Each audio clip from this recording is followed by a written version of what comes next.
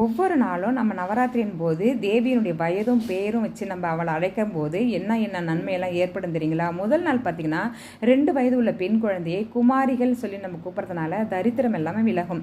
2வது நாள் பார்த்திங்கன்னா 3 வயது உள்ள குழந்தைய திருமூர்த்தி அப்படின்னு சொல்லி கூப்பிட்றதுனால தனதானியம் ஏற்படும். 3வது நாள் 4 வயது உள்ள குழந்தைய கல்யாணி அப்படின்னு சொல்லி பேர் சொல்லி கூப்பிட்றதுனால பகையெல்லாம் ஒழியும். 4வது நாள் 5 வயது உள்ள குழந்தைய ரோகிணி அப்படின்னு சொல்லி கூப்பிட்றதுனால கல்வி உயரும்.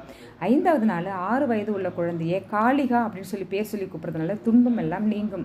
6வது நாள் 7 வயது உள்ள குழந்தையை ஷண்புகா அப்படின்னு சொல்லி கூப்பிட்றதுனால செல்வ வளர்ச்சி ஏற்படும். 7வது நாள் 8 வயது உள்ள குழந்தையை சாம்பவி அப்படின்னு சொல்லி பேர் சொல்லி கூப்பிட்றதுனால சேமவர்த்தி ஏற்படும்.